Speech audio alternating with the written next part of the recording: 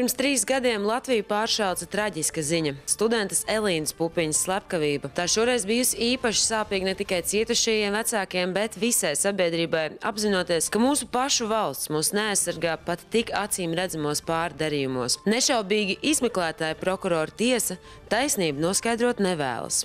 Pašlaik lieta atrodas apelācijas tiesā, jo mēs iesniedzām apelācijas sūdzību, jo pirmā instance neizskatīja mūsu lūgumus, neapmierināja un nenozīmē tās ekspertīzes, kuras mēs lūdzam.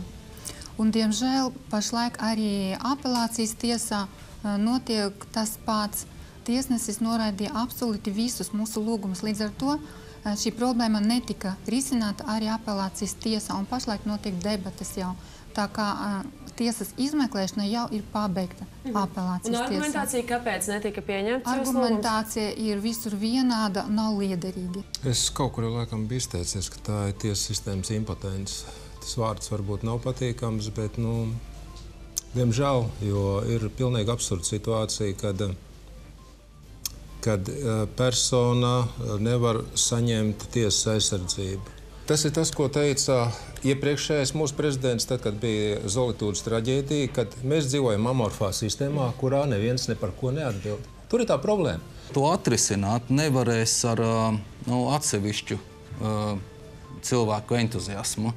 Tad, kad es biju ministrs, tiešām es mēģināju vērst uzmanību saviem kolēģiem iekšlietu ministram un ģenerālprokuroram. Varbūt ir nepieciešams veidot kādu īpašu darbu grupu, jo šie jautājumi ir samilzuši tik tālu, ka mums ir faktiski krīzes situācija. Tas nav, diemžēl, vienīgais gadījums, kad mēs runājam par līdzīgām situācijām. Principā, ja apsūdzētais būtu absolūti noliedzis savu vainu, ļoti iespējams, ka viņam nemaz sods nebūtu piespriests. Šī iespējamība pastāv vēl šobrīd. Šī iespējamība, ja viņš atsakās, tā lieta ir izmeklēta tādā veidā, ka balstās tikai un uz vienīgu versiju, ko pastāstīja pats apsūdzētais. Mēs pat nezinām, vai viņš ir vainīgs. Viņš pat labi varētu pateikt, ka viņš varēja uzņemties kādu citu vainu, viņam varbūt samaksāja lielu naudu, un viņš atsēdies to piespriesto sodu, un mēs nezinām pat motivāciju. Ekspertīžu centra falsificētā slēdzienā ir rakstīts, ka nāves cēlonis ir sitieni un tuska, smadzeņu tuska, kas veda pie. Bet eksperti no citām valstīm un vispār tā objektīva, mēs arī esam biologi, mēs to vienkārši sapratam. Mums tur ir specialitātes, mēs neesam kas to. Ka nāves cēlonis ir nosmacēšana. Gan prokuratūra, gan tiesa nevēlas strādāt, nevēlas nozīmēt ekspertīzes. Prokuratūra nevēlas.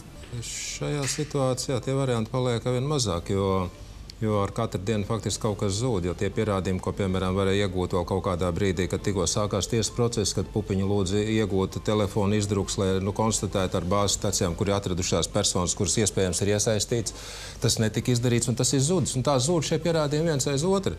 Pabeigt lietu, kurā vēl nav apskatīts un nav izpētīts tik daudz, kā ir šajā lietā, tas būtu diezgan absurdi. Elīnai šogad augustā būtu apritējuši 27 gadi. Viņai tika prognozēta spīdoša mākslinieces karjera. Pozitīva, mīļa, ārkārtīgi radoša meitene, kurai piemita reti sastopama īpašība nekad nemelot. Par tādu cilvēku viņa izaudzināja viņas vecāki, balstoties uz augstākajiem morāles principiem, savu valsti papildinot ar talantīgu un godīgu meiteni. Ir ļoti būtiski noskaidrot patiesību. Konkrētajā gadījumā, ja izmeklētājs neizdara pašu elementārāko, ja izmeklētājs asiņainās drēbes, piedodiet, apskat tikai pēc 3 nedēļām, kad viss ir sapojis, izmeklētājiem ir jāsēž cietumā.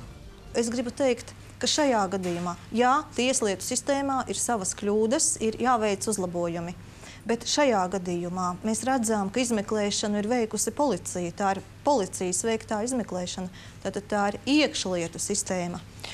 Un es neiedziļināšos detaļās, bet ja šīs nogalinātās meitenes piederīgie tiesas zālē redz, ka no somas ar asiņainajām drēbēm izkrīt auskars, un tad tā kā asiņainā trillerī tieši tiesas zālē tiek redzēts, ka ir tiešām jauni pierādījumi un ka šī apskate nav, es nezinu, vai notikusi neiedomājami pavirši vai lietišķo pierādījumu apskate vispār nav notikusi.